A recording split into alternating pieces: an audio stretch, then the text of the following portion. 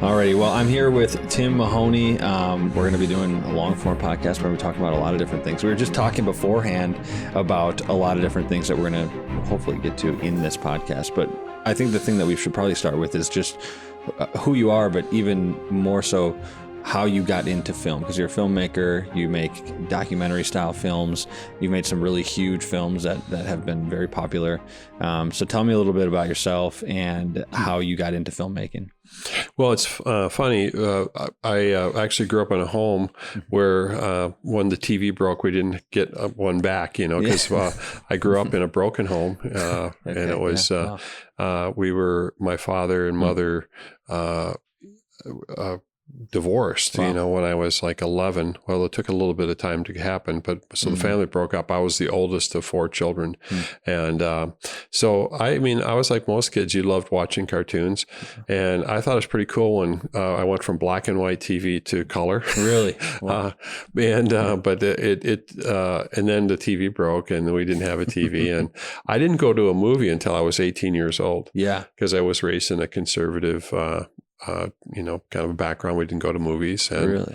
And so I went to the Edina Theater, which is a local community theater, and saw a film called The Hiding Place. And it was the first time I'd ever seen a cinema, been in a cinema. And it was a powerful film. And I actually, once I thought about going, I'm going to this one again. I saw it 3 times in 1 week. Wow. And what was that about? I don't even know if I know that. The Hiding Place is a film about a family. Corrie ten Boom. She was the main character, and she was Dutch, and her father was a watchmaker or watch, repairer. And they had this little shop. And during the war, during that period of time, they decided that when the Germans took over Holland, that they were going to help hide Jewish people in their home. So they created a false wall. Oh, I think I've seen this movie. Yeah. And they hid behind the wall, kind of you go into the through closet. a cupboard. Yes, through the cupboard. Yep.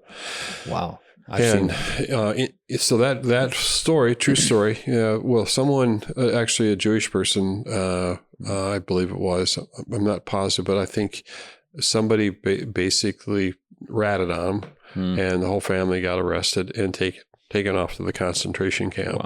Wow. And she was the only survivor. Clerical error released her, otherwise she would know nothing of the family, the story.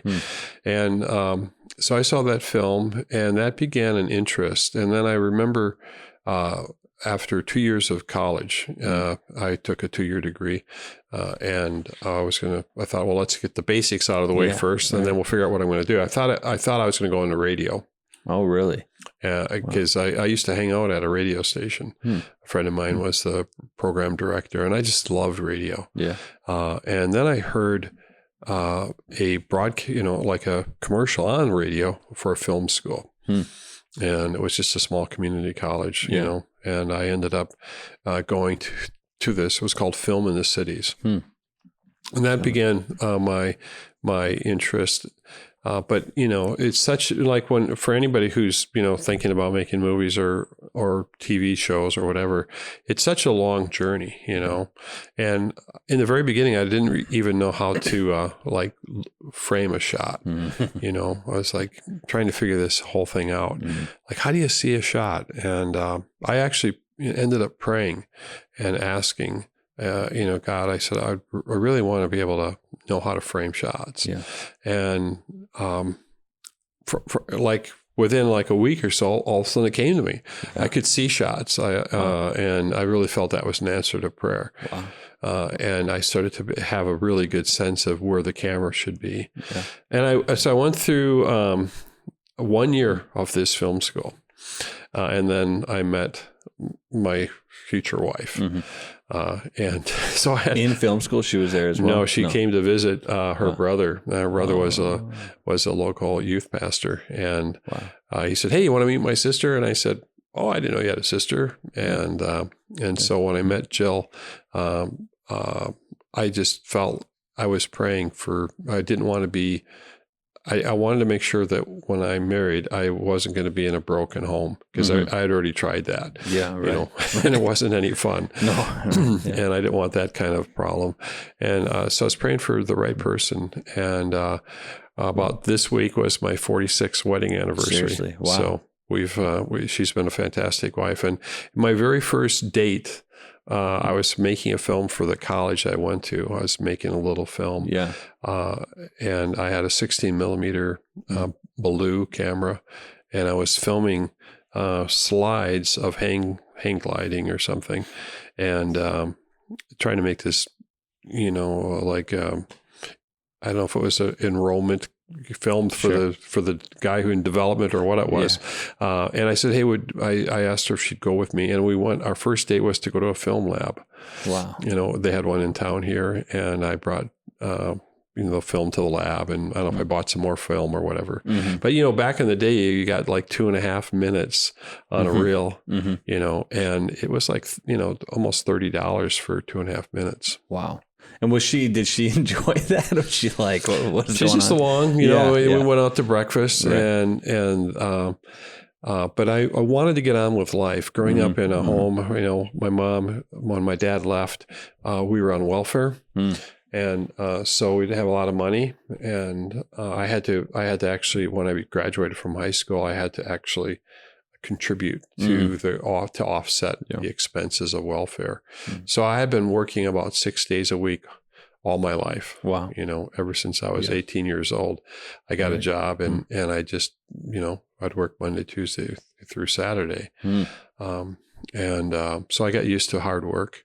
Yeah. But this whole idea of being a filmmaker, I was, I knew that my wife was, I wanted her to know I felt I was supposed to be a filmmaker. I had no idea what that would look like, though. Right.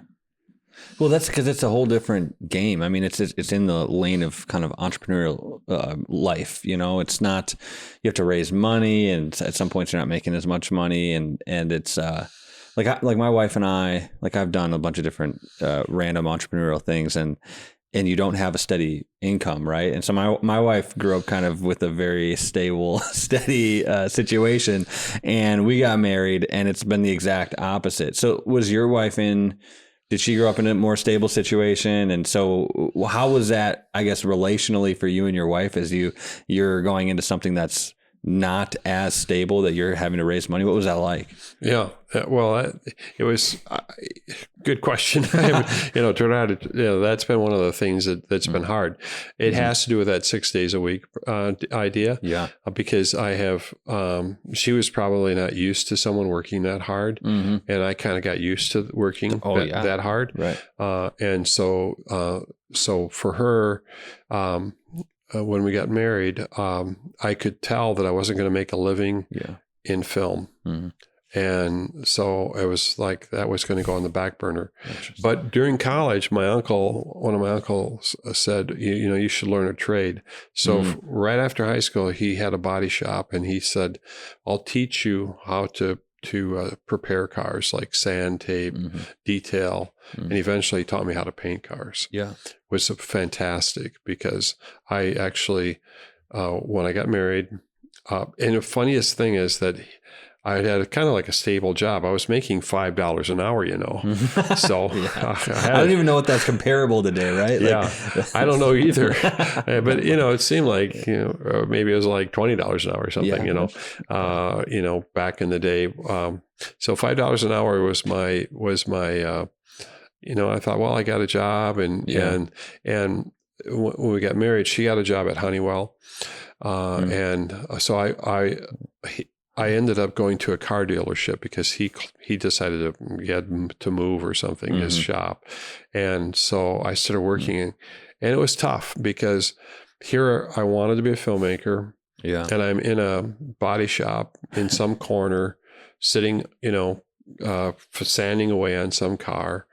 And I did that from the time I was 18 until I was 30. Wow. I painted cars for 12 years. That reminds me of Harrison Ford, right? Harrison Ford was working in the trades. I think he was doing carpentry until he gets the call for, What was it? It wasn't Star Wars, was it? I can't remember what movie it was exactly. It might have been, but I don't know. But I know he was a carpenter. Yeah. So what happened when you were 30 then? So you did that for 12 years. So that seemed kind of like your stable kind of thing. And yeah, it's interesting. So I told somebody this. In the first 3 years of working in the body shop, I was the youngest guy there, and they didn't even call me by my name. In fact, they said, "Hey, dummy." Oh, wow. Okay. So I was "Hey, dummy." Yeah. For a long time. And I remember one day I wouldn't answer to it, Yeah. I'd ignore him. That makes sense. And so finally the guy yelled my name, Mahoney. And I turned, Yeah. and I went home that night and told my wife, I said, "You're not going to believe what happened." She says, "What happened?" "I got called by my name." That was the big news. That was the big thing. Yeah.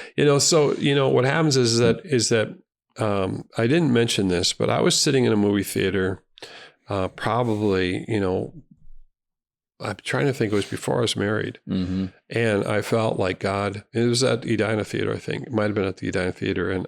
And he said, "Someday you're going to have a movie in the theater." And I'm like, how's that going to happen? Yeah, that sounds great. I'll just tell you that years later, I stood at the back of that theater with it packed with like 250 people.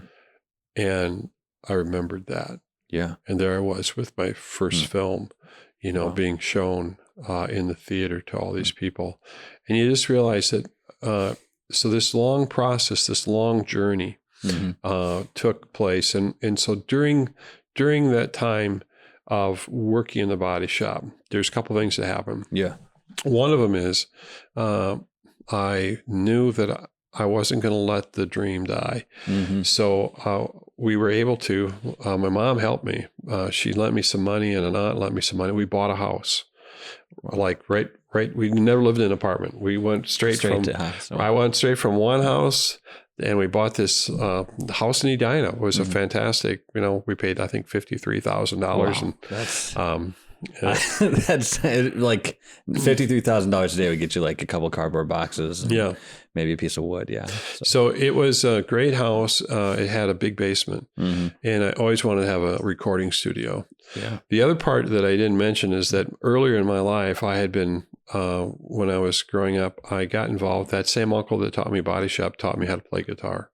Oh, wow. And then I somehow along the way, I knew that we had a lot of guitar players. I decided to play something different, which was a pedal steel guitar, which was kind of a country instrument. Sure. And when I was in high school, I was playing in multiple groups, and I actually did albums. I mean, I was a good enough musician to be a backup musician. Wow. And I left home twice to play with groups. Wow. And I didn't know what I was going to do with high school, but I thought, wow, the opportunity's here. Yeah, right. And got on those buses and drove around. And that also taught me that, especially in that time, I was part of family bands, and I was an outsider. And I thought, I really want to do more than just be a backup musician, and that's when the film creative outlets seemed to come into play. Yeah. Well, can I ask, during those, I guess, that 12 years or whatever, when you had kind of this dream and vision in your head, you wanted to be a filmmaker, but you weren't. Like, that is a difficult time. I mean, I feel like I'm experiencing that a little bit in my life, where it's like I have a goal, I think something that I want to do in media, but I'm not yet there. And how did you keep that dream? How did you not let that die for 12 years? That's a difficult thing. Yeah. Yeah. I would say to die, that's a great question, because that was the concern. Yeah. So as I'm in the body shop and I'm painting cars, I even had some people say to me, like I'm pinstriping or whatever. And one guy said, you don't seem like you belong here. And I said, I don't, but I'm here, Yeah. I found that you had to make the best of that situation. So I ended up becoming I learned how to paint, but there's different levels of painting. And so I got to the point where I was a really good high quality painter, and I became a specialist for painting. Wow. Problems. So people would bring cars to me if there was a problem with something, and I would try to fix it. And I was good at blending, and I was good at making it look like it wasn't painted. Yeah. The whole idea behind being a car painter is to know that the car was in an accident. Yeah. Right. But through that time, there's two. I mentioned a couple of things. One of them was I built a recording studio in my basement, and I thought I got to keep this dream alive. And I got slideshows were really important. So I would go with a pair of clothes to work, like dress clothes. Yeah. And I would say to the manager, I'd say, hey, I need to be gone for about an hour. And I would go over to Honeywell and pitch, something, really, or to Napa Auto Parts or wherever. So I was selling productions while I was in the body shop. Right. And I was committing to things I had no idea how to do. Yeah. And, in doing, just trying to keep the dream alive. Yeah. Well, that's like a primary character trait of people, entrepreneurs, but filmmakers, directors, producers. They're a bit like off, like crazy in a good way, It's like you just go after something that you have no idea what you're doing. Yeah. And so did people think that you were crazy? I mean, they were like, Tim, what are you doing, man? Well, they knew that I wasn't, there's nothing wrong with painting cars. In fact, I would probably enjoy painting a car. And I enjoyed working with my hands. Yeah. And I think I had all these tickets, you'd have all the job tickets, and at the end of every year, you'd work on quite a few cars every week. Yeah. And over the course of 12 years, I probably painted thousands of cars. Wow.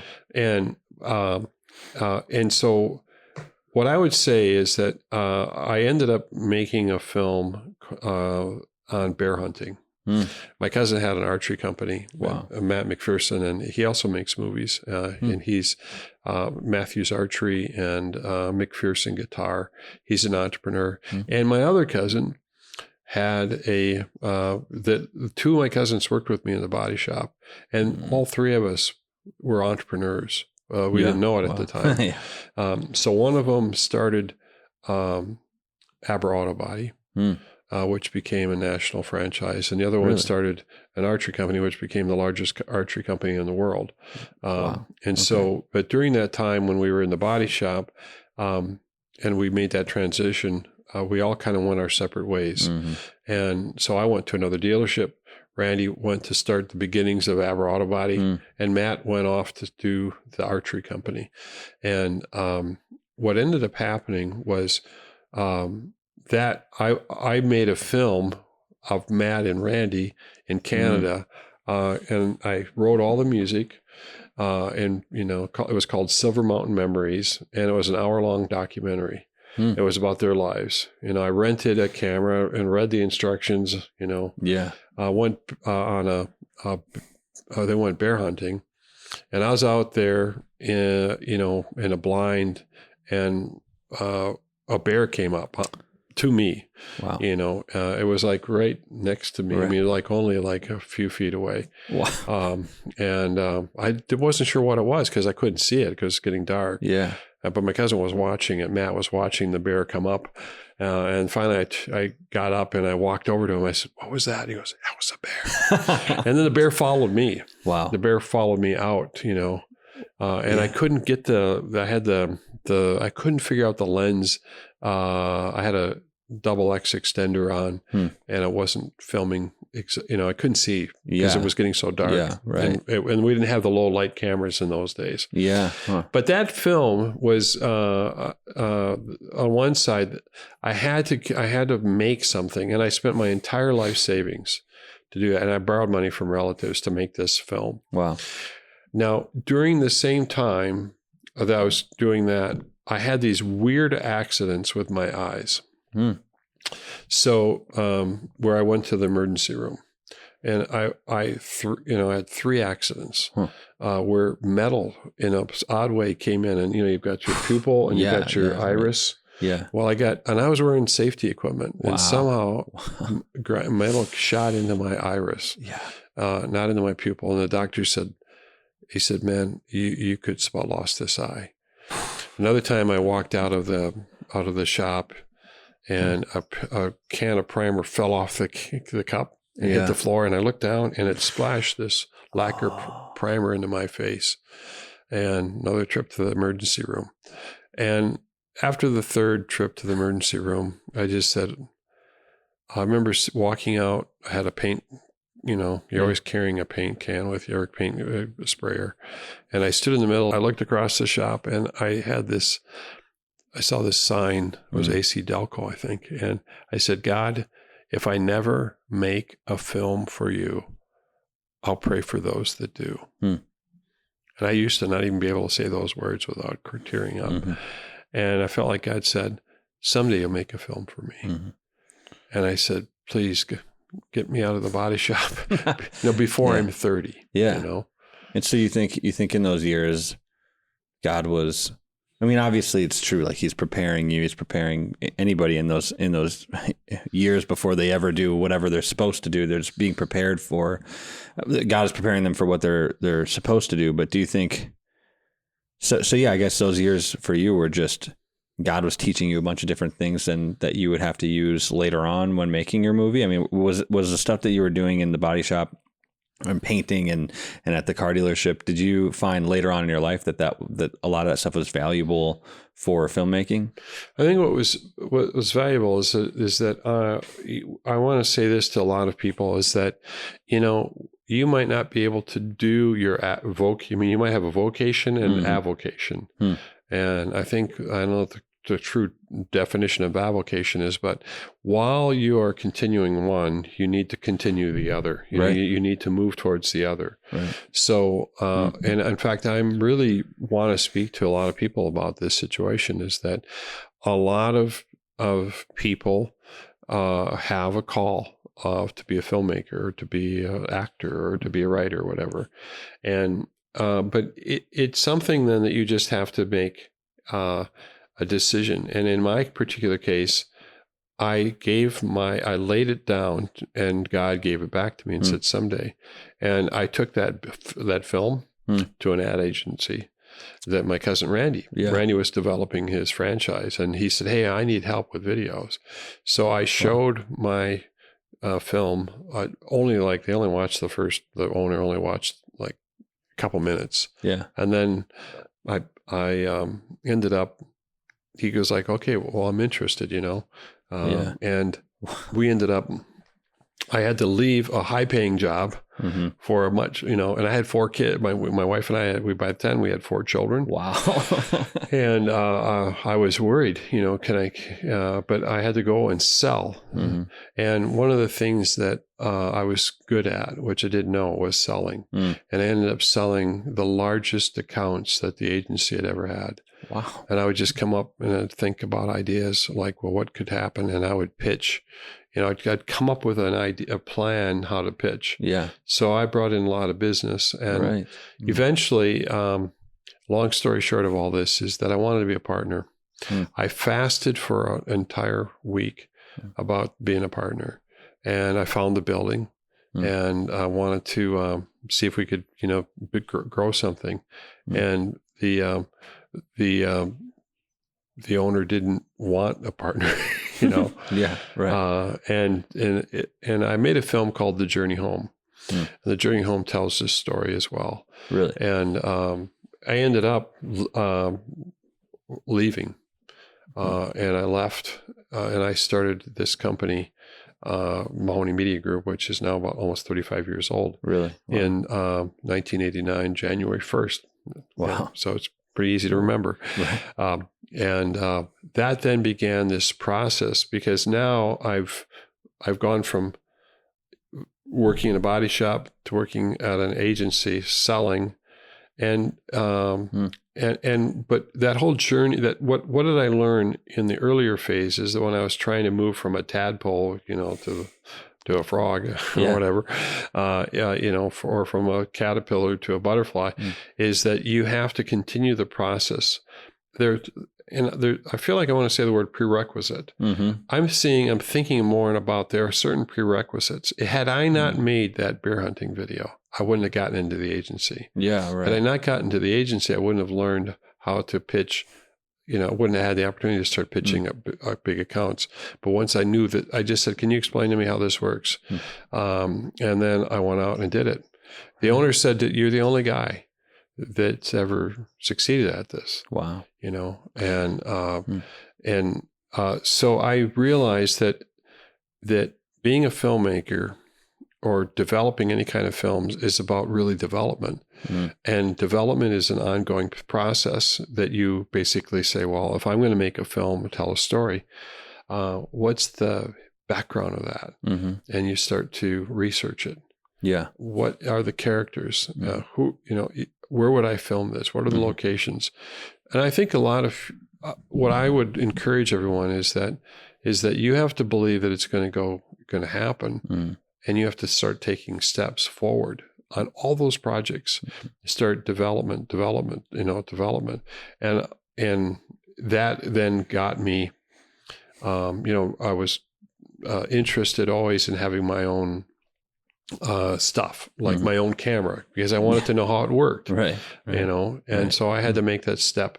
And when I first got married, we bought that house. I bought a mixing board, and this little mixing board, and it took me 18 months to pay for that. My wife and I prayed over it. Yeah. And said, "This is the beginning of our recording studio." I didn't have a recording studio. I had a house with a basement. Yeah. And then the plumbing was where I wanted to put the studio. So I got a sledgehammer and I sledgehammered out the floor. Wow. The neighbors told me they could hear all of that work. It was like a bang, bang. And then I had to carry all those pieces out. Yeah. And my wife was like, "This was my laundry room. How long will this take?" Yeah, right. So I had to sledgehammer out the floor. Yeah. But prerequisite to a studio was I got to take the cement out. And then I had to get the plumbing in, to move the laundry room. And then I built the studio. Right. And the studio then led to writing this, songs, and then to the next movie, which led to me getting a job at an agency, which led then to me to doing these things. Yeah. So there's so many prerequisites. If you look back and say, well, if I hadn't had faith to do that, I wouldn't have gotten to this next point. Well, okay. So this is interesting. Something that I've been thinking about is, and the word that kept coming to my head as you were talking was the word risk. And I think, this is a good word. Risk. Yeah. And what I've seen for people my age coming off of, because that was the American way, for a long time. You're going to take a risk. You're going to come to America was a risk. You're going to leave everything behind. You're going to start a company. That's a risk. And people in America just used to take risks all the time. They're like, well, I'm already here. Walt Disney takes, mortgages his home. Yeah. To start Disney. It's like, because they had a belief, they thought something needs to happen and they were willing to take the risk to make that happen. I've seen people my age basically just decide that all of the risks that their ancestors took, they want to benefit from, but they don't want to take those same risks for their children. And I think we're at a major turning point societally, but you took a bunch of risks, big or small. I mean, whether that be like taking a low paying job and getting rid of a high paying job, or taking a sledgehammer to your plumbing and having to redo that. Those are big and small risks. And it sounds like your family had kind of a risk-taking gene, your cousins were starting businesses and things. What was it about taking risks that you felt like, and you said you spent your entire savings on your first documentary, your first movie. Why did you feel so comfortable taking risks? I get it. But I get it, I guess, for myself. I feel like taking risks is like, what else are you going to do? I'm not going to just keep doing the same thing. But there's so many people that I talk to, all they care about is just, they want to build wealth. And then they don't want to use it for anything. They just want it there to be a little protective little house that they live in. Why were you so okay with just saying, look, I'm going to just go all out for this thing and risk it all? Well, that's a really excellent question. And I do at times wonder about, I have to be honest with everyone, because I do see all the people around me that don't take risks, and they're, like they're playing it safe, and they don't have any, It bothers me. The consequences that could come from the risks that I take. Yeah. I mean, like of failure, financial failure. I mean, I've taken risks to go overseas to different places to make films during the time of war. But I try to take calculated risks. And I think the other thing too is that I believe that there's also a word I'll use called distraction. So I think the first thing is you have to, there's somewhere along the line, and this is the discussion I'm going to have with others. I'm going to give a talk to other filmmakers, and I'm going to talk about to sanctify.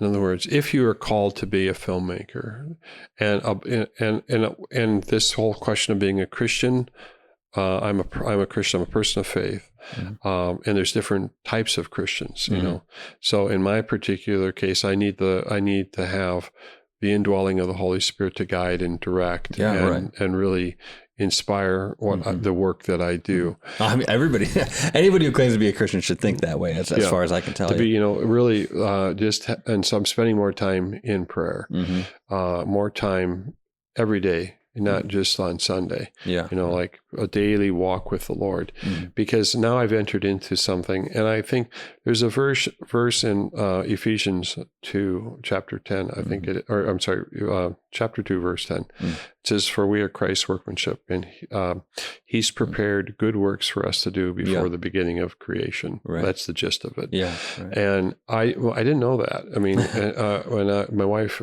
told me about that verse, and I was like, wow. And I think people have, inside their heart, as they get closer to the Lord, there is a sense of things that they're supposed to do. And so if I were to talk about sins of commission and sins of omission, I think that there are possibly sins of omission that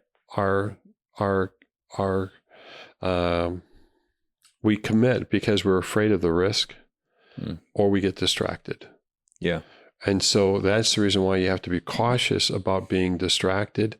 And there's a lot of things that distract us. And then there's the fear of risk. Like, well, if I buy this mixing board, I don't have any other equipment, so I bought that mixing board, my wife and I laid hands and prayed over it. Then eventually after I paid for that, I go, okay, now I'm going to get a recorder. I bought a recorder that it was like TIAC had a 4-track. And that was the beginning. I just, by faith, I started heading out. And that's my encouragement to a lot of people would be, start moving in the direction that you're going to. And even if it feels like you're going to fail forward. Don't fail backward, fail forward. Because what will happen is that those things that you're called to do, and I know there's certain things I'm supposed to do, I need to start moving forward in that. And so I end up then gathering, maybe it's buying a book, and I read up on that subject, and then I find, there's another book I need to get, and I create a small library about that subject matter, so that I know more about, like right now I'm dealing with The American Miracle, this big film that's coming out. That was a risky film because I wasn't sure, could we do it? Could we make a film like this? Right. And what has happened is that I prayed about it. I didn't think I could direct it because it was such a huge thing. But a team came together, and the prerequisite of it all was that I was able to find some people to come on as a team, and now I didn't have to carry the producing load. And then I had the risk of going down and trying to raise money for the film. It's a Michael Medved book that he called me and said, would you help me make this into a movie? And, but every one of these projects that I've had are always filled with risk. Because you can either say, I might look stupid, or I don't exactly know how this is going to happen, or I don't have the money for it. And and right now I'm making a film that I don't have enough money for it, but I'm making it. Yeah. And that feels like it's every filmmaker has said that at many points. Yeah, exactly. Right. Yeah. And what you have to do is say, and I remember the very first Exodus Patterns of Evidence film that we made. And that particular film, well,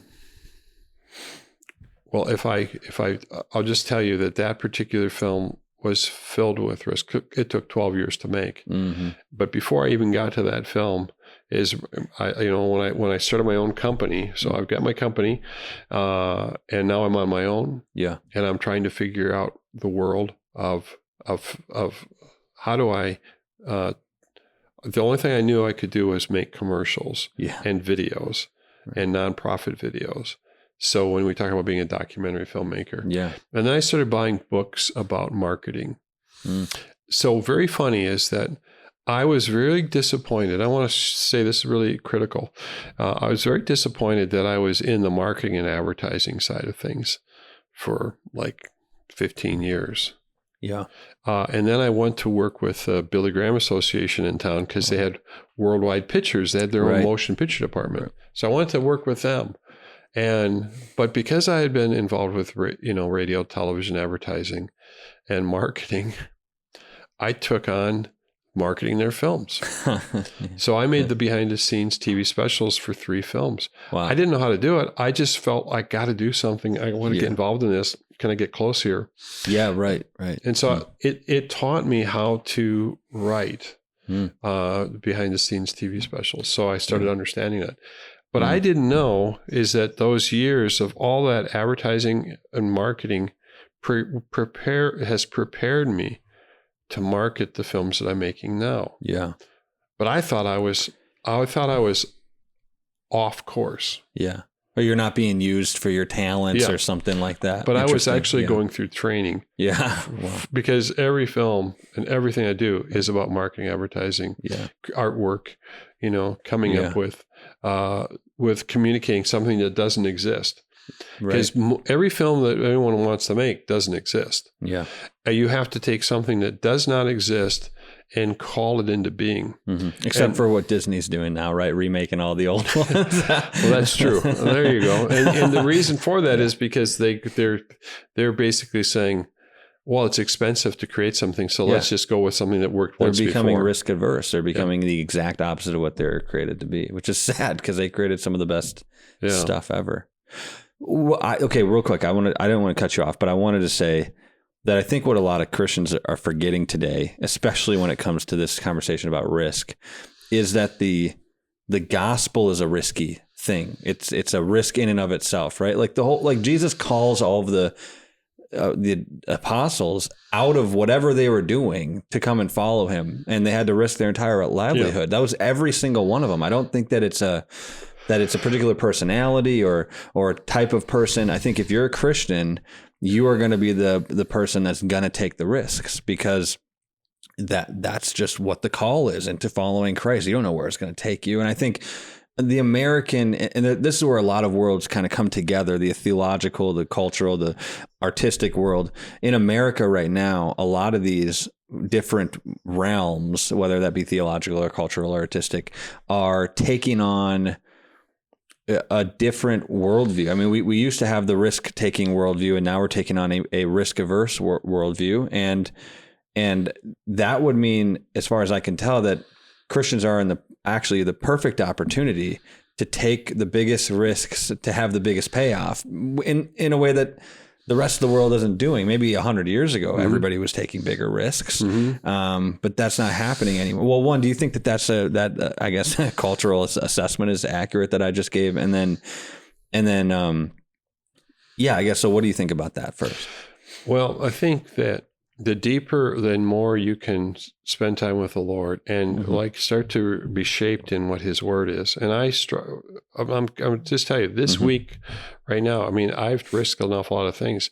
You can get tired of well-doing. Yeah. The well-doing of taking a risk for the Lord. Yeah, you can get tired of that, and that's why you need to rest on Sunday. And just recover, because our physical bodies will wear down, or some other things will come in to play that'll cause you to not want to take the risks anymore.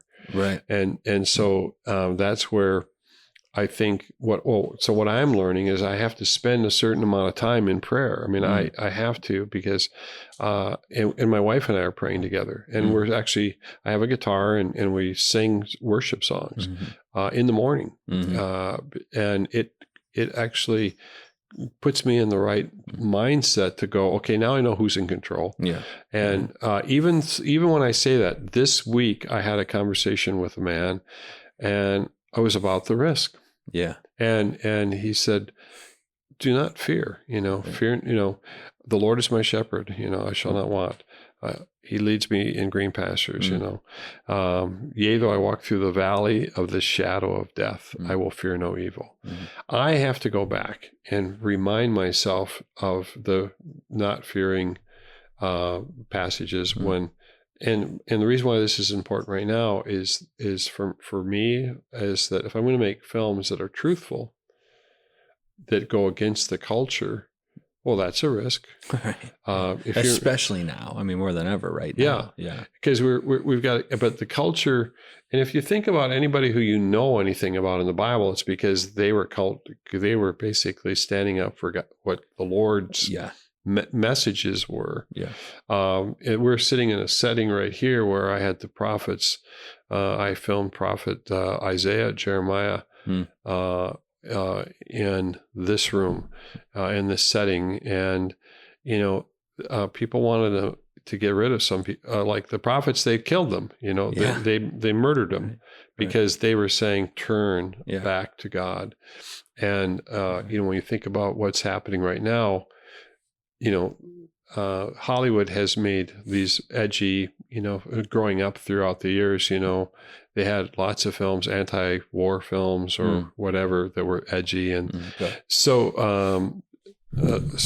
part of that, like right now, I'm thinking about certain films, because you can make films and decide. The film I'm making right now, The Israel Dilemma. Okay, well, this film is it's going to be a Patterns of Evidence film. Okay. And I was like, do I want to make a film about Israel right now? Yeah, right. And this film in 2007, I got an interview with Benjamin Netanyahu and Shimon Peres.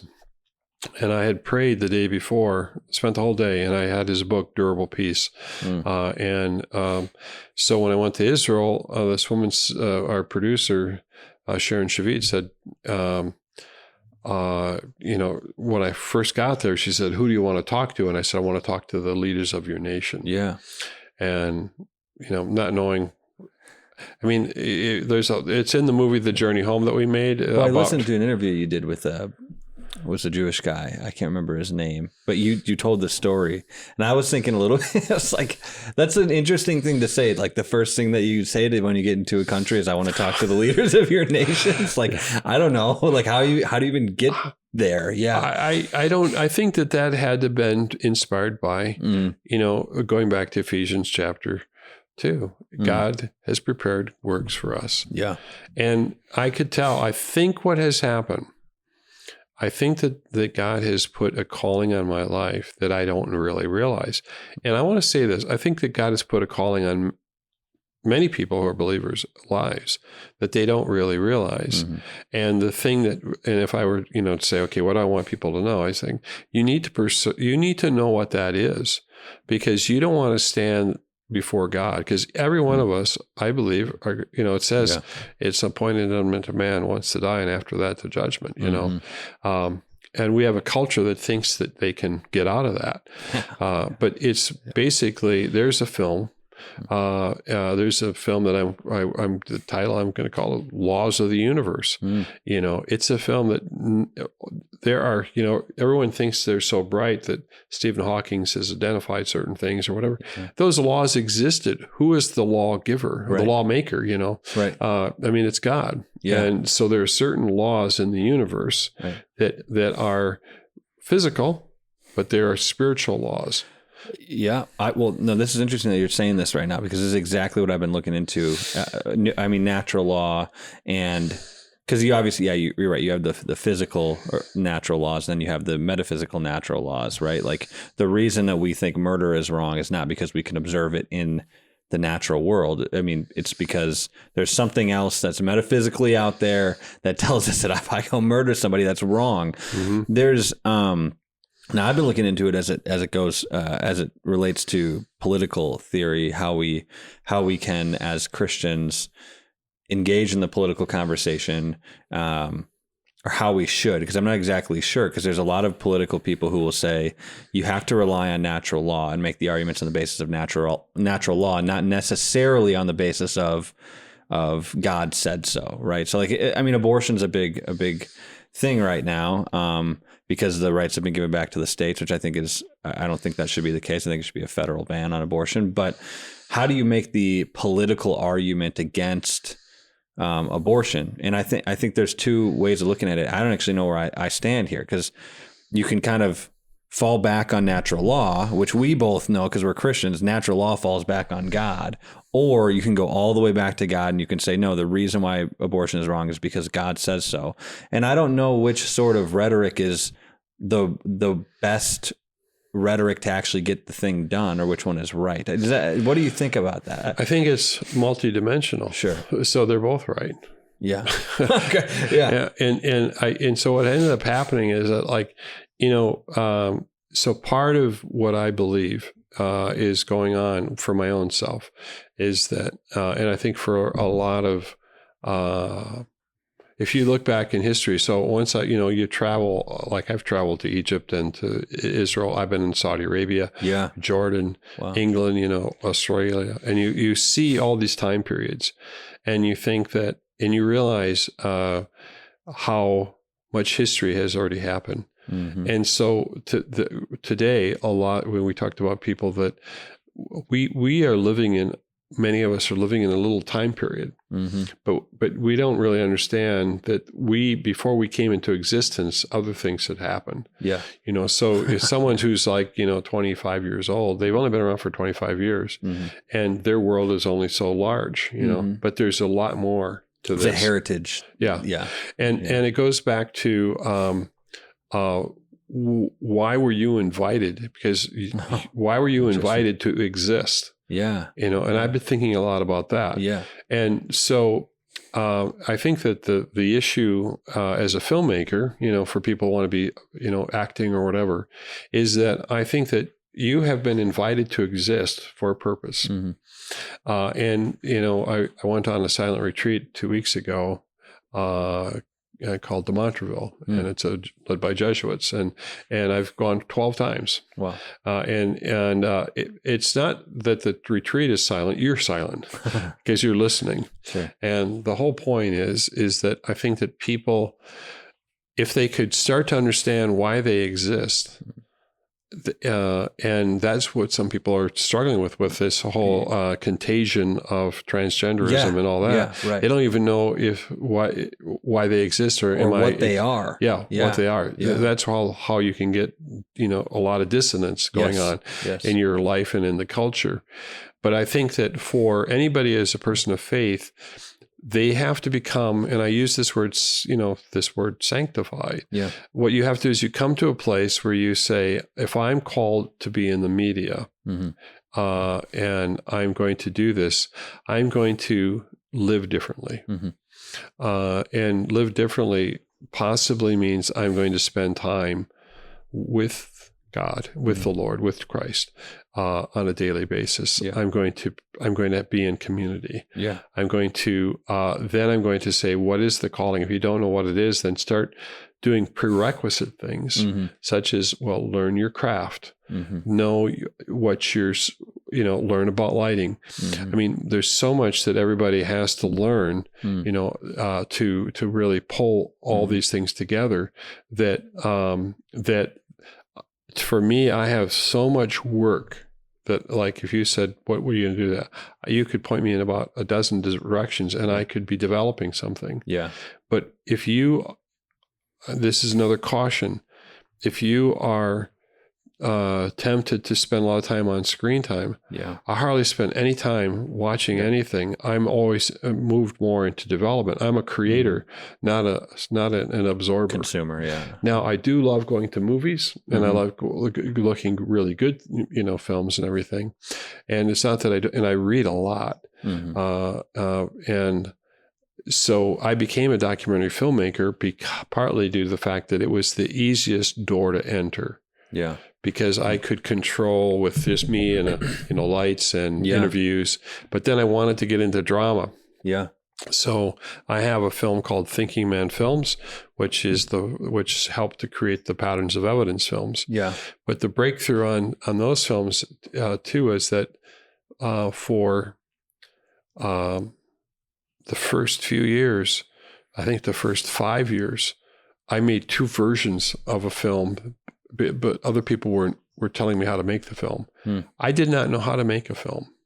I'm still, like doctors say, they're practicing medicine. Yeah. Because it's not like everything works all the time, right? Yeah, right. So I'm practicing filmmaking. I'm trying to understand how to be a storyteller. And so the documentary side of storytelling, at least I could understand 2 things. What I've learned is logic. Yeah, right. And drama.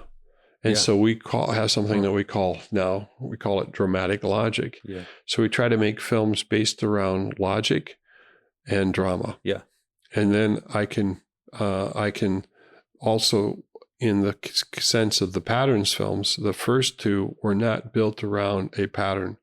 They loosely were, but they weren't clearly defined around that. Yeah. Once I shifted over to this idea that I'm searching for a pattern for the investigation, that then became the genius of the style of those films. Right. So now I can say I'm going to go search for this pattern, and then I put tension in it because I'm hearing from multiple viewpoints. Yeah. And people that say, well, you can't find the evidence for that. You can't find the evidence for that. And I say, okay, why do you say that?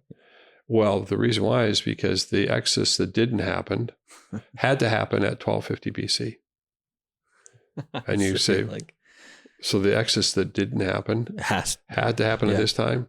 Why is that? Yeah. And so, well, once even simple people listen to that logic, they go, what? Yeah. What? Right.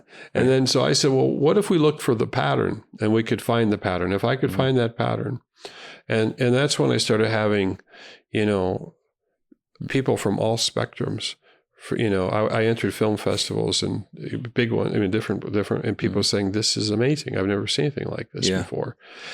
That was me entering into a relationship with the Lord and being guided by the Holy Spirit to go certain places and do certain things. Yeah. Well, what was the relationship that and honestly, obviously I'm working with Rocket Sled Studios on the animated Tales of the Kingdom series, but there's this disconnect that I've seen, and it seems like you're kind of at the center of it in a lot of ways, just in doing documentary filmmaking, this disconnect between, and you kind of, you break it down a little bit, like the logic and the drama, or how that manifests itself in society is just kind of the academics and the creatives or the artists. How have you reconciled those 2 worlds? Because I've seen them being at odds in a lot of ways, or there's a lot of movies that have come out. I mean, I even think about the one Napoleon about the French Revolution that just came out, and it's like, okay, I get the French Revolution was birthed out of Rousseauian philosophy, and it was very sexually perverse, but the movie felt like it was, the only purpose of the movie was sex, not necessarily history. And so I want to know, that seems to me to be kind of a artistic perversion of the history, where they're trying to infiltrate the historical situation with a particular type of narrative. So what we have is appetites. Yeah. There is an appetite for certain kinds of films. Yeah. And that appetite is what the studios are trying to satisfy. Yeah. And so if you had a film that was actually based upon, what I've heard from is that they're really many times when a Hollywood director is making a film, is not really as interested in making it historical as he is making it popular. Yeah. And so who cares about the history? I'm going to use this to kind of gather momentum. Yeah. So you'll end up seeing, and this is one of the things I'm dealing with, is that people have revised history. They don't really care. Yeah. They don't really care about that because they want history to be made into an interpretation. Yeah. And that's where we're in a battle right now. Right, to push a narrative. They have narratives. Yeah. And so that's the reason why I think it's important for filmmakers to come forward and to actually be another wave of filmmakers. And I think there's a sense of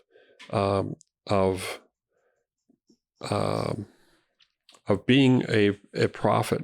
Yeah. Basically my films, I think there's part of it when I asked God about why am I making these films, because there's struggle. It took 12 years to get the finished one. Yeah. And when it went out into theaters, it went in 650 theaters. And it ended up going into Netflix worldwide, so it was a success for a documentary, and we still sell that because I realized that I'm still in the business of selling the same film. Yeah. A number of filmmakers, I think, want to make a film, but they don't want to distribute it. Yeah. But in my belief is that if I were also to say something is that you look at Amazon, you look at Netflix, Apple, all of those are consumer direct creators. Yeah. They create, Apple could have basically gone to Target or something, but they didn't. They built an Apple store. Right. And so you just think about that. Mm-hmm. So somebody who creates a new technology basically creates their own store. Yeah. And I think that that's what I've decided is that I'm going to create films and I'm going to create I'm going to build an audience and I'm going to sell directly to that audience and I'm going to continue to grow it. Right. That way I have more control. Yeah. I want to ask though about the patterns of evidence. I think so. I listened to an interview that you did. It sounded like that you started out kind of in the camp of academia where it was like the Exodus wasn't real. Is that what you believed? And that, is that true? Well, actually, I always believed the Exodus was real. You did believe it was real. But when I went out to make the film, I was like smacked with a 2x4 by people saying there's no evidence for this. Okay. Yeah, that's fascinating to me because maybe I'm just listening to the theologians who think that the Exodus was real. It's historical. What was that like? Because you're going out to talk to these people, and the thing that I guess now you assumed and you knew from your childhood, it sounds like this is real. This actually happened. This is historical. You have all these scholars just saying that is not real. What did that do to you? And then how did that get in the way of what the ultimate purpose of the film was? Well, I thought when I was making the film that I was searching for evidence of chariot wheels on the bottom of the Red Sea. Mm-hmm. And so that's kind of what I thought I was doing because I'd heard that people were saying that they were finding evidence for that. But then when I went to try to balance it out, and talk to other people, they were saying, well, there's just no evidence that this, I didn't know what the argument was. Yeah. And I think that there's a lot of times when if you're a filmmaker, everything is new. Yeah. You don't know anything. Let's say I want to make a film about horses. I have no idea. I do know what the front end of a horse is and the back end of the horse. But other than that, I don't know much about horses. Right. So you have to learn about the subject matter. And I was somewhat thrown into, I knew what the biblical story said, but I did not know a lot of the details. Mm-hmm, mm-hmm. And very funny and sometimes sad is that I sometimes would, as I grew, because I, did this for a long time, interviewed people on the Exodus, that sometimes I talked to the experts and they didn't know the details. Mm-hmm. And I'd say, excuse me, that's not exactly correct. This is, they didn't know the biblical story. And people they don't like that very much. And right? I didn't say it in a rude way, but I was just saying, no, it happened this way. And you go, oh, okay, yeah. Mm-hmm. And you realize that they didn't know the biblical narrative. Right. They didn't really care because some of these things are so far back that they go like, yeah, it's not true. Or is it true? Who knows? How we could never know. Well, and I think a lot of people have a preconceived ideology that they try to fit into their biblical studies. I mean, this bothers me. Like, I don't know what you think about the creation story and whether it's a literal narrative or not. I think it's a literal narrative. And I think that one of the big issues with integrating the narrative of Genesis with Darwin evolution is that people want to compartmentalize and say that you're just integrating it with the historical evidence or the scientific evidence of Darwin's theory. That's not true. You're also integrating it with the philosophy of Darwin, which was anti-Christian. So what comes with that ideology, the evolutionary ideology, is an anti-Christian worldview. And you're trying to integrate that with the Christian narrative. You know, like Genesis isn't just a narrative. If it's also it's a theological dissertation, as any sort of biblical writing is. So how do you push past those ideological strongholds? I mean, Christians have them too. We think that, I think Christians are right in our strongholds. But how do you push past that as you're making documentaries, you're talking to people like these people who think that Exodus is not real? How do you get past that? Or are you just kind of taking it in, saying, hey, what do you think is real? Or what's your goal in these sorts of interviews? Well, part of it, I was at a film festival and I had this one woman say, what's your agenda? Mm-hmm. Because I'm making this film showing a pattern. Yeah. And so the problem is that there's a battle for truth. And if we look back, I mean, and one of the things that I've tried to do, I don't know if it's just the way that I think, is I want to understand the context of the world and try and understand it. If you understand it, and we go back to Genesis account, it says that there was nothing and then God spoke it into being. Yeah. And as we start to look at why we're here, and I remember I was like 5 years old when I woke up, on a summer morning, and I remember laying in bed and I saw this foot, and then I realized that's my foot. and then I go, where did I come from? Yeah. Oh, it's like when you come out of a deep sleep and then you realize that you exist. Right. And so then you go, well, and as you get a little bit older and you see a lot of people don't want silence. Mm-hmm. They do not. That's why I went on those retreats, because if you have silence, you have to start dealing with the questions. Right. So people want to go to a coffee shop so they won't be alone. They want to leave the radio on so they don't, or TV on. Some people sleep with the TV on all night long. I know. They because they're afraid of silence. Yeah. They don't want to stop and think. Right. And I think that as filmmakers, there are a lot of other filmmakers, and everyone that is out here, if you get to this place, if you can start getting to a place where you could start allowing people to feel and to think. But I think my obligation is, as I was starting to say, well, what is it that I feel like I'm created for? Mm-hmm. And as I've looked at all these films, and to be honest with you, all I've been able to, I've been very fruitful, but I've been fruitful because I've practiced a discipline of continuing to be moving towards being fruitful. Yeah, right. I mean, I've tried to just take it seriously. Right. And let me try to make sure I can complete this thought, is that a lot of films today, I don't think they realize that there's influences in the filmmakers that are why are they making these kinds of films? And why are they distorting history?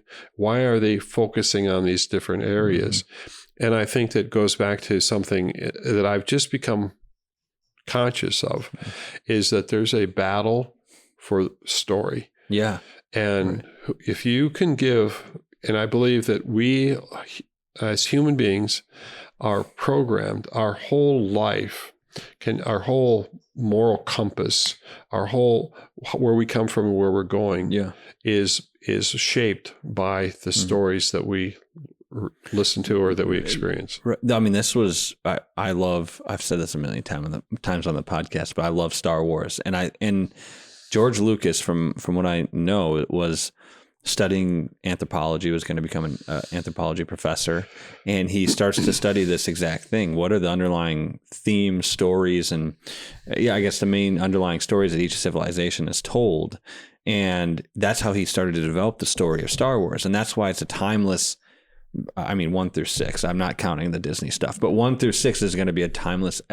Many generations are going to look at that, and it tells the timeless story, which I think is indicative of the biblical story in certain ways, and it in some ways connects to that. Tolkien and Lewis talking to each other, and Lewis isn't a Christian, and Tolkien, converts Lewis by saying that Christianity is the one true myth as they talk through all the different myths of time. I think you're exactly right. There's 2 different stories being told, or maybe multiple, but the Christian story isn't the popular story anymore. There was a shift over the past, 100 years, 60 years, in which we went from a kind of generally a Judeo-Christian story to, do you know what the modern story is? What would you consider the modern story, the underlying cultural story to be today that everybody believes or subconsciously believes in? Because it's not the Christian story. Yeah, I think that it is. And there's a reason for that, because because the Bible says that we wrestle not against flesh and blood, but against powers and principalities. Yeah. So there is a story, and that we've lacked the storytellers. Yeah. And that's why it's such a important thing for anyone that's listening to become, and when I use the word sanctified, I mean, it's a holy calling to move into excellence. And I like this, I was able to this week, by God's grace, film some things because I wasn't sure if I could get it, but I wanted that excellence. And excellence is how the stories need to be told. Yeah. Now, I remember being in a band. We used to listen to this one group that played before us. And it was like, the musicians they weren't that really good, but their songs were really good. In other words, there's some energy that they had in their songwriting that was really, really good. And it's that combination of being really good creatively and then bringing that together with technical. Right. And what you're seeing now is there's so many, what I've been listening to other podcasts for, by the way, Team Deacons is a favorite podcast, Roger Deakins. They've got like 300 podcasts, and they're talking to people about how they make films and the different roles are played. Yeah. But what I'm hearing is that there's such an expansion of storytelling, and what ends up happening. It's oversaturated. You're saying the market is so many people are producing so many stories. So here's the thing: is that I think that it's just continued. There's no virtue in it. The stories from what I can tell, I can't watch because they have no virtue. Right. And I think that people actually are created to come in this. And so there's a pull of darkness, and those stories that are coming are distracting stories, and there's stories to pull you into a different worldview. Yeah. And then there's the stories of the kingdom. Yeah. And so when we think about mythology, there are many mythologies from the beginning of time, and Moses records the story that we believe is the true story. Yeah. Right. And so what has happened in my work is that I started to, when I went to Egypt and I came back and I was told there wasn't any evidence for it, I actually entered into, I was sitting on a Saturday morning because I had to do other jobs. I had to do my marketing, advertising stuff because I'm making a film, but I don't have enough money to make it full time. Yeah. So I'm doing it part time, and I'm sitting in the edit suite. And as I'm sitting there, I'm looking at this footage of this Manfred Bitek telling me why he doesn't see any evidence for the Exodus. And I start to realize that this is serious, because if there is no Exodus, then Jesus is not talking about the whole thing, Yeah. I mean, like most of the New Testament, I mean, it brings into question the entirety of the Old Testament and then the entirety of the New Testament, right?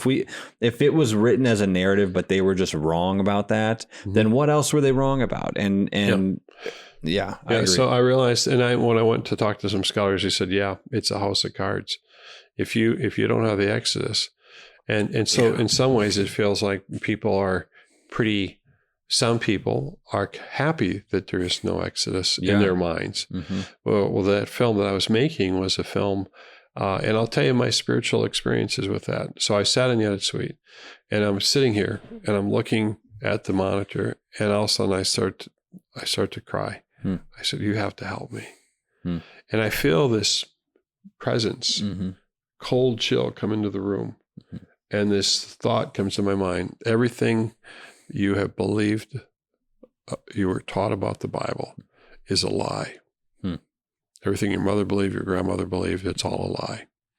And this utter hopelessness just came over me. Yeah, right. And, when we talk about people having a crisis of faith, that utter hopelessness came over me, and I felt like I fell into a deep, dark chasm of despair. And then heard this other voice on this side said, "Stop editing, get up." I got up, go to your office, walked across to my office, go to your bookcase. Then I read that book, and I pull this book out of the shelf. It had been given to me a year before. And it was called Pharaohs and Kings. It was written by a guy who's an agnostic. Wow. And he wrote the book, and he was showing evidence of the very dig. So I opened the book up, literally, supernaturally directed. Yeah, right. Open the book up, and I see the very dig site that I am asking questions about in the edit suite. Wow. So it's directed. And I go, I have to go to England and get this. And so my encouragement to people is that, if people have this calling, this sense of direction, you have to come to a place where you are really committed to it and not be distracted. But there's certain prerequisites to doing that, and some of them have to do with your spiritual journey and your walk, because I think all of this is actually a spiritual journey. Yeah. It's all, I think we're in a physical body right now, but we are an eternal being. We were invited into existence for a purpose, and we're an eternal being. And now what I'm disappointed in, and I don't know why it's this way, if it's just me, but a lot of people seem to be not getting anywhere. They're kind of stuck. Yeah. Right. And I don't know why they're stuck. And if it's just that they don't have confidence, or they don't know where to begin. It's weird that you're saying this, because I was driving here from Eau Claire area this morning, and I was thinking about that, and I was thinking about different movies that I've liked, and what is it that I've liked about them. And there's one good, I love Star Wars, so I talk about Star Wars a lot. There's one good Disney Star Wars movie, and it was Rogue One. Did you watch Rogue One? I don't remember if I did. So it's in between episode 3 and 4, and it's about all of these. It's not about any of the main big Star Wars characters. It's about all these rebels who go in and they steal the plans for the Death Star. Yeah. But they sacrifice their life. Yeah.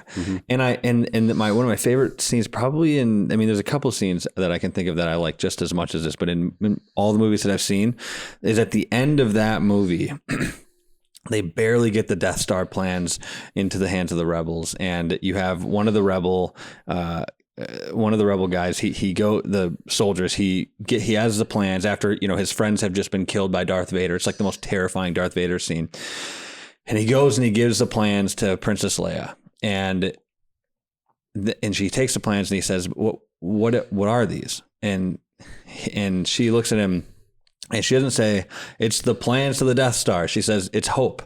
And I think that that's the ultimate thing that people my age don't have. They have no hope. Yeah. They're not living for anything. I've seen this all the time. I'm 25, but people are just going to college, getting a job, and then drinking their life away, basically. That's what I'm seeing constantly. Yeah. Having as much sex as they can, drinking, being as licentious as they can.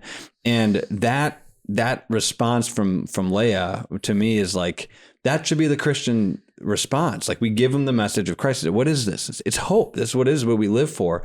And it's interesting that you're asking that, because that is, and maybe that leads into kind of how we could wrap this up. Because you're older, I'm younger, and my generation has completely fallen away. You know, all of the Christian presuppositions, they're not there anymore. They just living for self, and suicide rates are at an all-time high, depression rates, anxiety rates. It's terrible. And as you're asking that question, right? Like, why are people not doing anything? Like, what they don't seem, and I think they don't have hope, but what are you going to, I guess my question for you, Tim, like, what are you doing to give hope to the next generation and to, I guess, encourage them to take the risks and to fight through all of the difficulties in life? Because it's not many people doing it. Yeah, I think that we are in a rebellion. Mm-hmm. And I don't think the people know it. Yeah. I mean, there is a supernatural rebellion going on right now. And, you know, I have the opportunity to be out, I'm going to go out to the country tonight. And if it's a cloudless night, I'll see the galaxy. Yeah. And you realize that when you start to understand, well, the verse, it says, what is man that thou art mindful of him, you know? And so what I would say is that, that's exactly why, if you're a filmmaker and you want to be a filmmaker, I think that you need to start. I had to look back at my life and realize all these different things that I was going along were prerequisites to me now becoming another, you know, a different, growing and being a filmmaker. Yeah. So I'm on, 7 and 8, you know, feature films. I've helped produce other films as executive producer. And I never would have believed, because this happened later on in my life. Yeah. Right. But it took a long time for me to get to this place. And now I'm moving into another brand. We have another brand called Heroic Pictures, which is going to be more drama.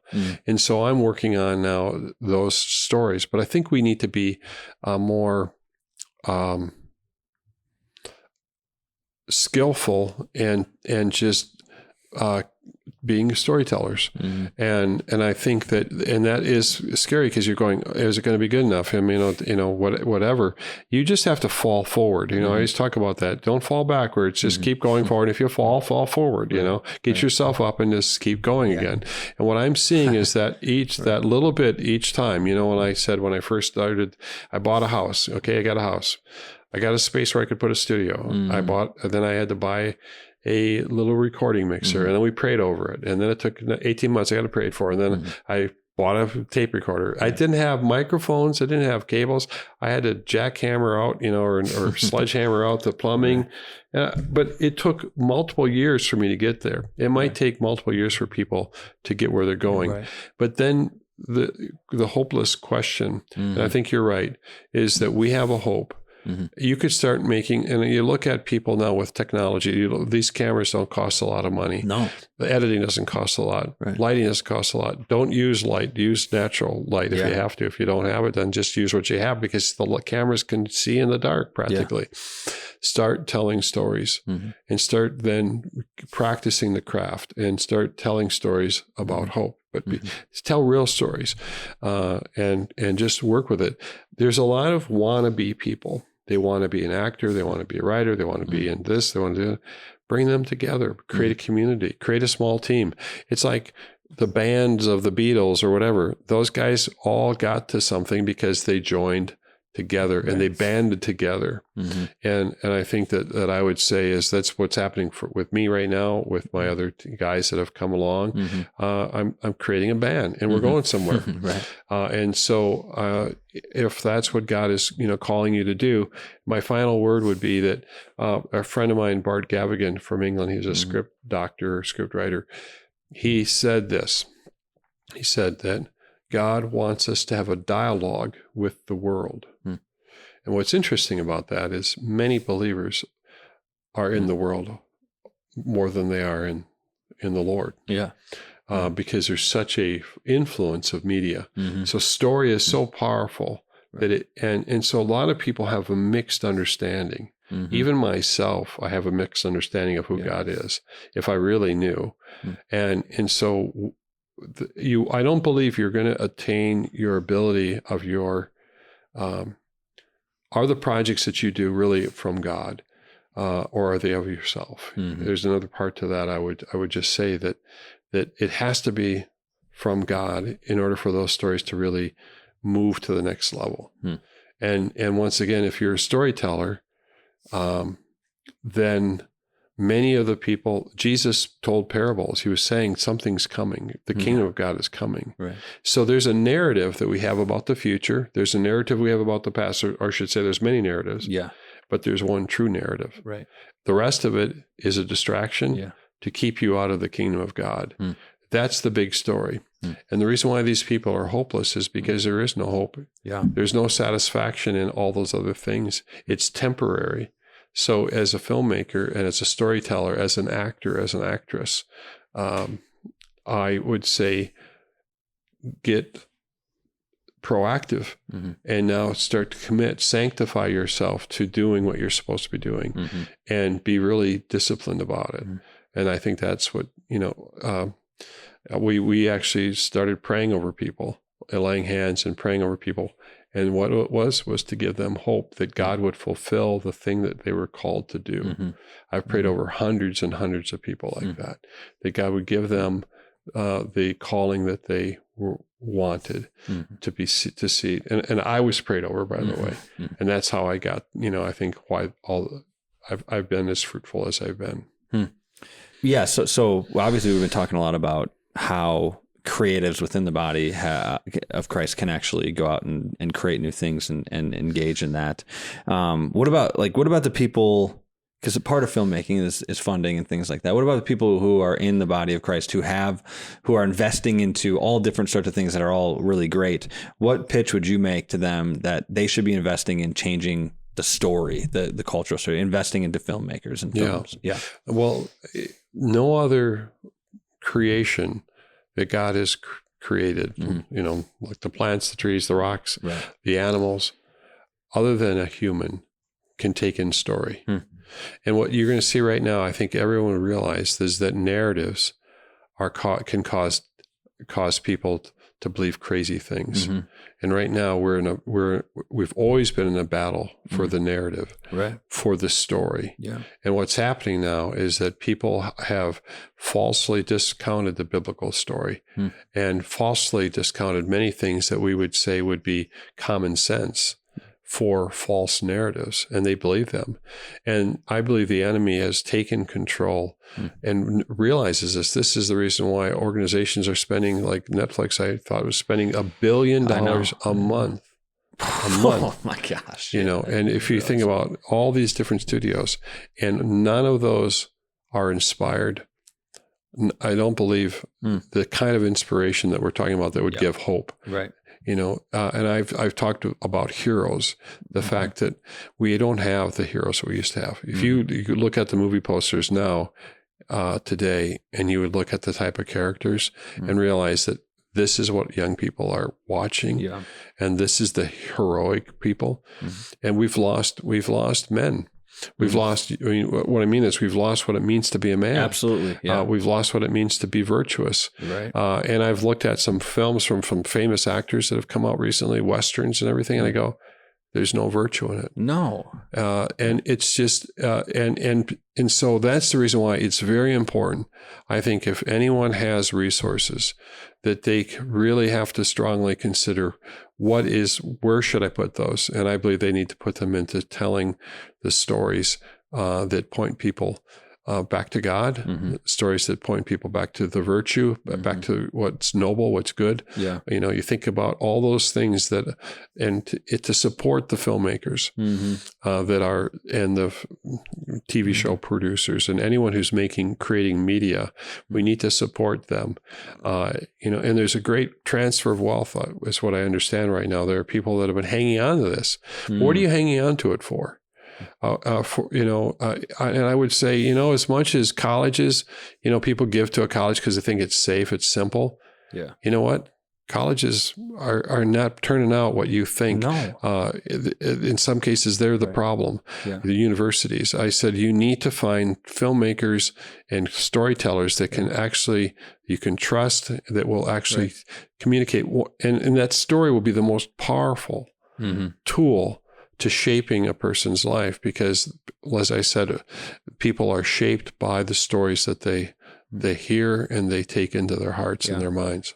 Yeah, take a risk, man. Like that's what Christianity is. Yeah. Take a risk. Stop giving to the safe stuff. And it's not like, I think you're absolutely right. The education system is I don't know, I'm going to just be inflammatory a little bit. There's a joke. I mean, it's really not teaching people really anything anymore. And the stories that people are on their phones all day long. I mean, if you can get a true story that points people towards Christ into somebody's hands, that's the hope. That's the goal, and that's what Christians have always been meant to do. I don't think people realize how serious the deception that's coming, and that there's a rebellion going on in the world.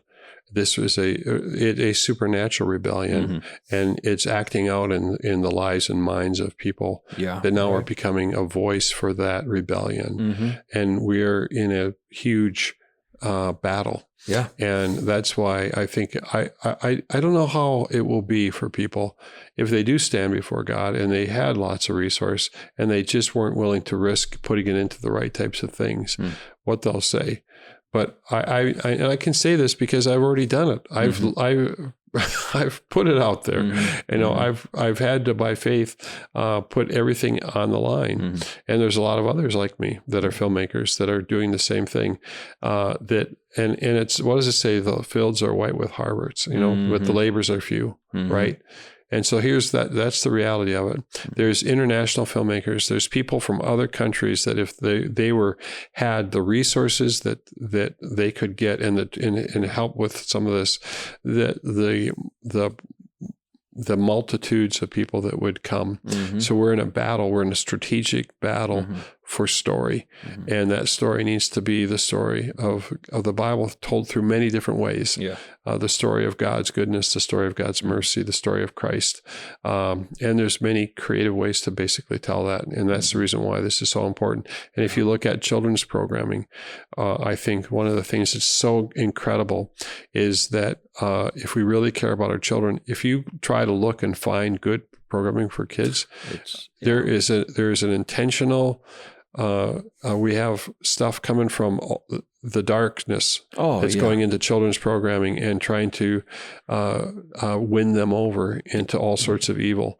And I think it's a tragic tragedy that we don't respond and start to fill and give them children programming, the kind of programming that they should have. Yeah, it's insane. I have a 1.5-year-old and a 6-month-old, and my 1.5-year-old watches cartoons like on Saturday morning. We just watch it together, and we gotta be vigilant, you know, because you just don't know. Like things that I thought was totally normal when I was a kid. You turn it on, you're like, why is there like a trans puppet in this kid's video? What is going on? So I totally agree, and if we're not there, then they're just going to keep getting stronger and keep getting bigger and more influential, and kids are going to just keep watching it, and we have to do something about it. That's one reason why I think the Tales of the Kingdom project is so important, is that there's such a vacuum, such a void. And can you think of anything better than to tell the stories of the kingdom and to bring heroic stories back into the lives of young people, because that's what shaped me. I'm sure it's what shaped you, is that we were given stories that basically changed the course of our life. And everyone thinks that today is like it was in the past. It's absolutely not. And that's the reason why I'm arguing that that it is probably one of the most, if not the most important thing that can be done now, is to support the different kinds of stories that need to be now told, because we're forgetting our past and we don't know from where we come. Yes, Ian, you're working on a couple projects right now. So one of them is the American Miracle, which I know a little bit about. Super interesting, and I'm kind of excited for it to come out. So tell me a little bit about that. Well, how about if I show you a trailer first? Perfect.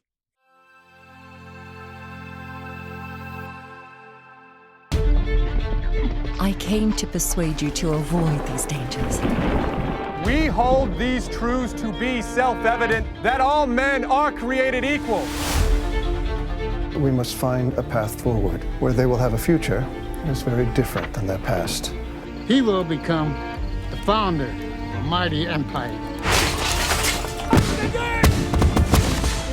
The fate of unborn millions now depends under God upon the conduct and courage of this army. Various founders talked about this providential experiment that God had ordained and intervened at this unique moment in American history to make all of this happen. Most of them believed that there were no accidents in history. That hope for liberty was the light that under God, he would lead them. All eyes are opened or opening to the rights of man. Am I all mankind?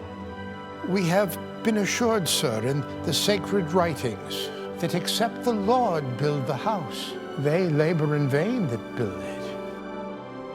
It cannot be denied that with America and in America, a new era commences in human affairs.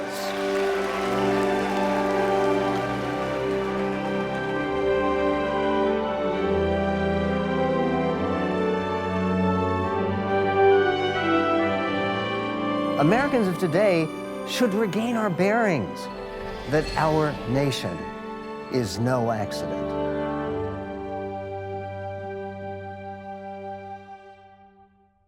Well, the American Miracle is a book by Michael Medved, and he felt led.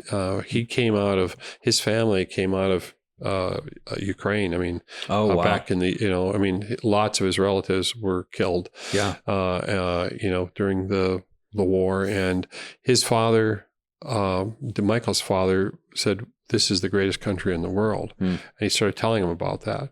And then Michael started to think about it, and eventually told his children. And eventually, he said there are so many miraculous events that have happened for America. And America is a country that has a covenant.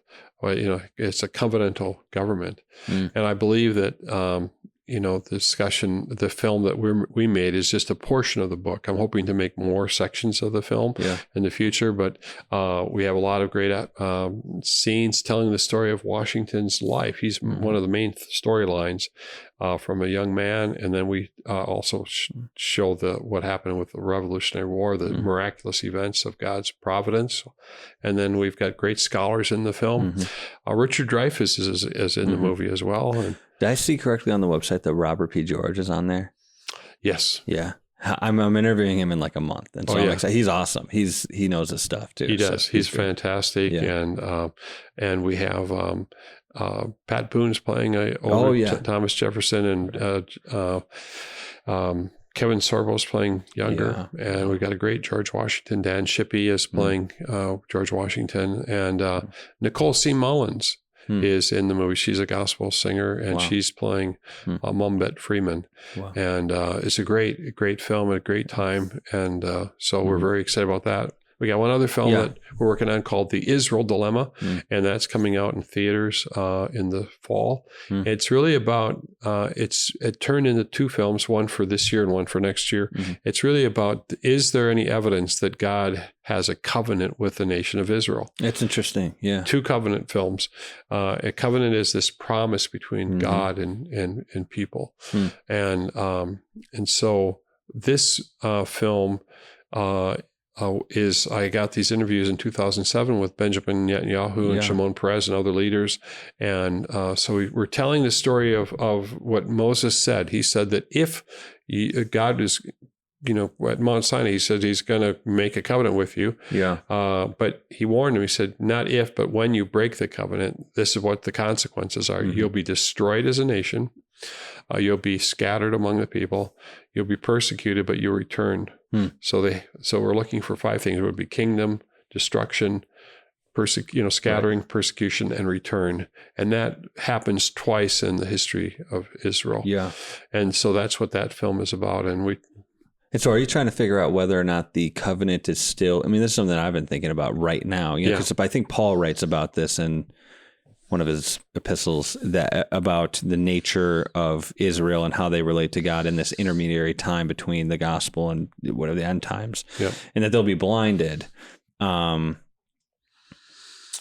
how are tell me? Well, I think that Israel, the nation of Israel, is a barometer to activities of God acting in history. So the types of films that I'm making is, can we see evidence of God acting in history? Yeah. And what we know from prophecy is that there are prophecies that were given about the nation of Israel. And those prophecies, actually, you can see them. And a lot of this film is going to be dealing with that, but also the return. Right. And we do know that I'm going to explore all these questions. So I'm trying to say, okay, here's one view, here's another view, here's this view. But we're in the midst of it right now. Yeah, right.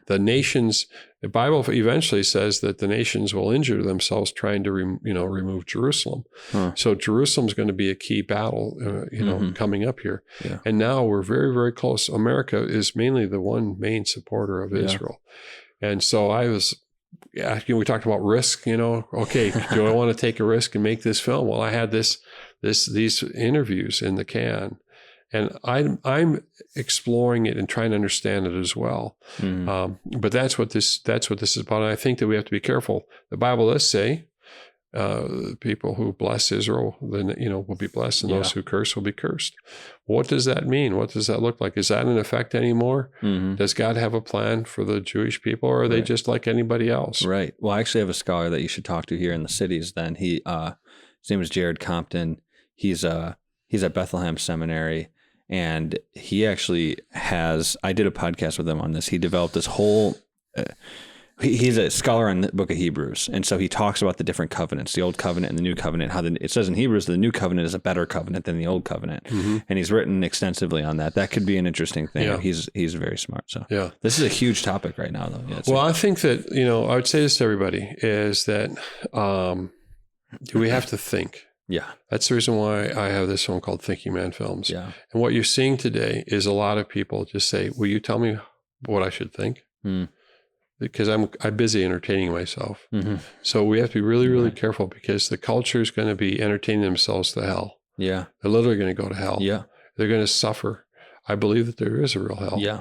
And I believe that there, and if there's a movie that came out just recently called After Death, and it's a really powerful film looking at after near-death experiences where people came back.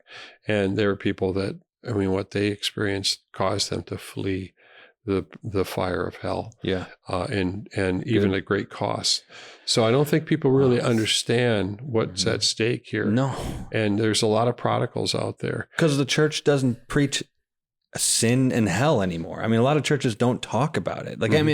I grew up thinking that, the only reason I had a good understanding of sin and hell is because my parents, not because of the church. The church didn't want to talk about that. My generation thinks that Christianity is that Jesus is your little friend, and he's not really the ruler over anything, and everybody kind of goes to heaven. It's that's actually just not Christianity. That's a different religion entirely. The church won't preach hell because they're afraid that the culture isn't going to like it. It's that the purpose of the gospel isn't that the culture likes you. It's actually Jesus is this is going to turn families against each other, right? So we have to tell people about hell.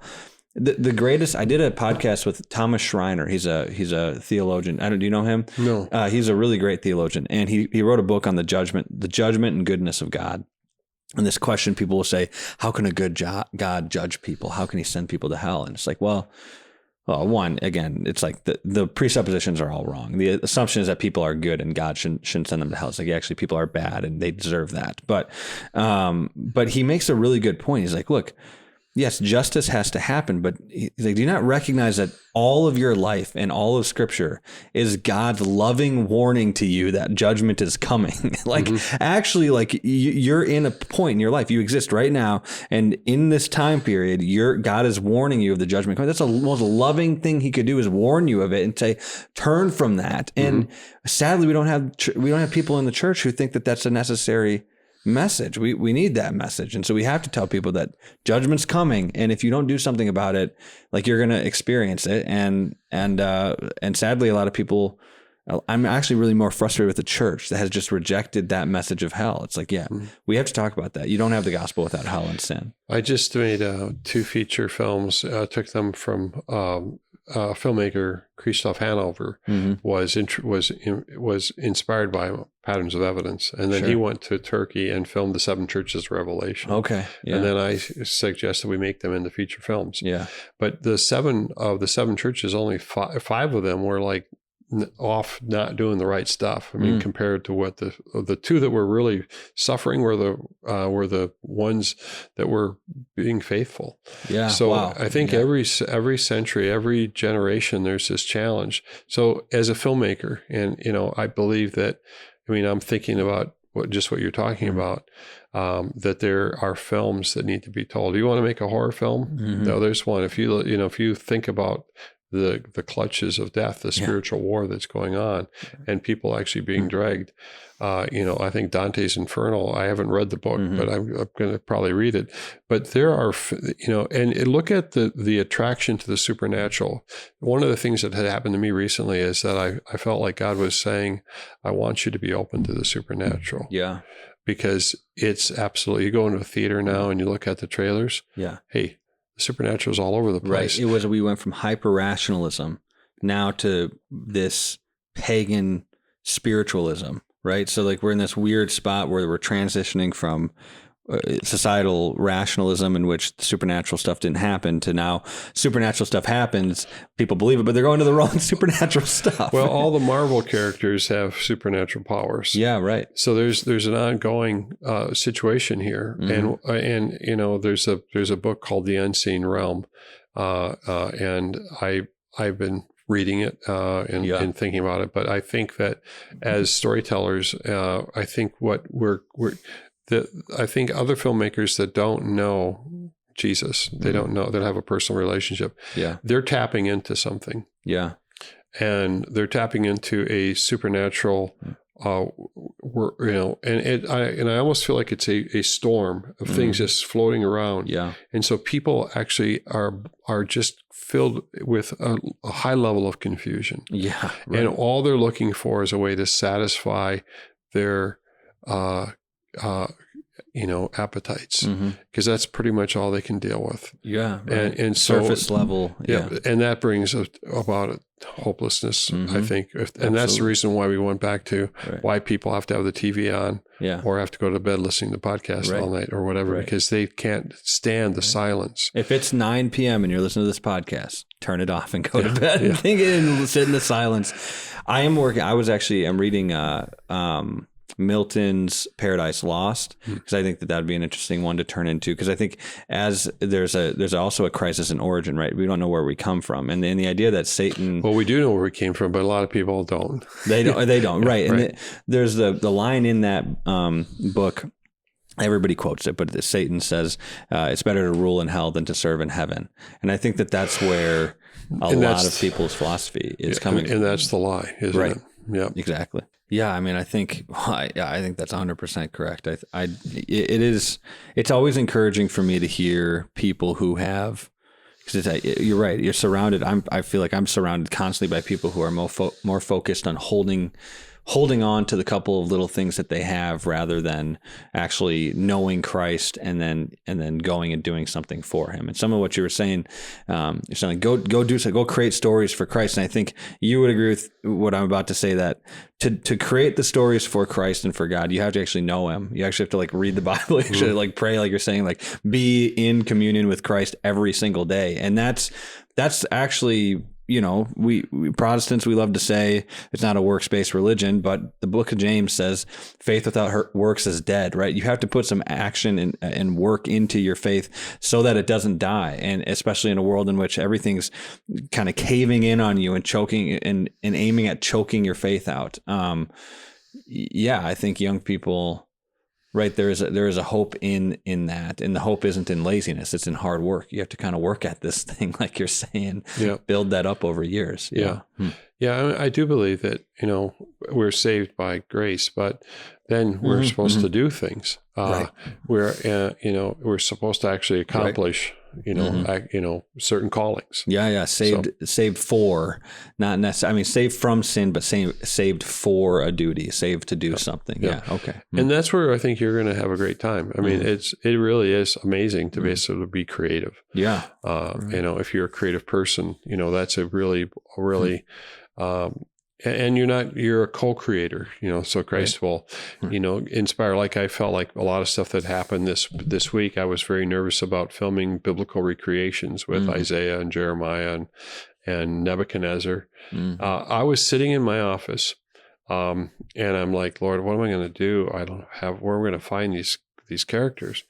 And I look out the window and I see that guy could be Nebuchadnezzar, Anyway, and he turns out he's, he just came in, he just rented one of the offices. Now he's going to be here. And I walked up to him and I said, hey, I it's kind of crazy but I have an idea. And he goes, this is my day job, but I'm a pastor on the weekends. And I know who Nebuchadnezzar is. And yes, I'll do it, Nice. And so, he looks fantastic. And, wow. And, so anyway, I hope I've answered some questions. No, this is great. Yeah, this is great. And I'm hoping that it'll give hope to the next generation and to other people in their endeavors, not just in filmmaking, but in anything that they're doing. So Tim, thanks for doing this. I appreciate it. No, it's great to be on. Yeah.